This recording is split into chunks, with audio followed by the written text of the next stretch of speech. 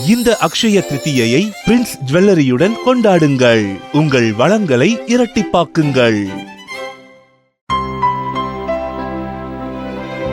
இனிமே கண்ணை மூடிட்டு கடலை எண்ணெய் வாங்கலாம். ஏன்னா மந்த்ரா கடலை எண்ணெய் இதயத்தின் தயாரிப்பு. வறுக்க பொரிக்க ஏன் எல்லா சமையலுக்கும் மந்த்ரா தான். மந்த்ரா கடலை எண்ணெய் அபார ருசி, ஆரோக்கியமான உடல் நலம்.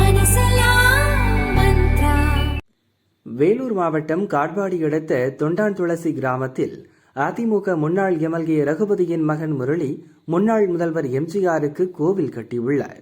இந்த கோவிலில் நேற்று முன்தினம் இரவு காட்பாடி தொகுதி திமுக வேட்பாளரான அமைச்சர் துரைமுருகன் தரிசனம் செய்தார். கோவிலில் எம்ஜிஆர் சிலைக்கு துரைமுருகன் மாலை அணிவித்து மலர்தூவி மரியாதை செய்தார். பின் துரைமுருகன் கூறும்போது, எம்ஜிஆரின் நற்குணங்கள் மற்றும் ஈகை குணம் பற்றி அனைவரும் அறிவர்.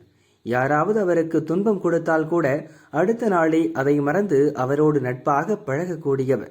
அரசியலில் எதிர் துருவங்களாக இருந்தாலும் மனிதநேயம் மற்றும் தனிப்பட்ட நட்புக்கு எம்ஜிஆர், கருணாநிதி இருவருமே முக்கியத்துவம் கொடுத்தனர் என்றார்.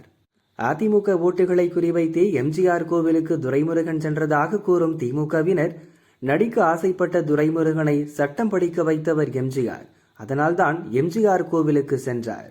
கடந்த 1984 தேர்தலில் தன்னை தோற்கடித்த அதிமுக முன்னாள் எம்எல்ஏ ரகுபதியின் மகன் முரளி கட்டிய கோவிலில் துரைமுருகன் வழிபட்டது அதிமுக மற்றும் எம்ஜிஆரின் தீவிர விசுவாசிகளின் ஓட்டுகளையும் குறிவைத்துதான் என்றனர். இதற்கிடையே கடந்த தேர்தலில் துரைமுருகனிடம் வெறும் 746 ஓட்டுகள் வித்தியாசத்தில் தோல்வியடைந்த ராமு இந்த முறையும் அதிமுக வேட்பாளராக போட்டியிடுகிறார். இந்த முறை அவர் தீவிரமாக பிரச்சாரம் மேற்கொண்டு வருவதால் எப்படியாவது வெற்றி பெற வேண்டும் என்ற கட்டாயத்தில் துரைமுருகன் இருக்கிறார் என அதிமுகவினர் தெரிவித்தனர்.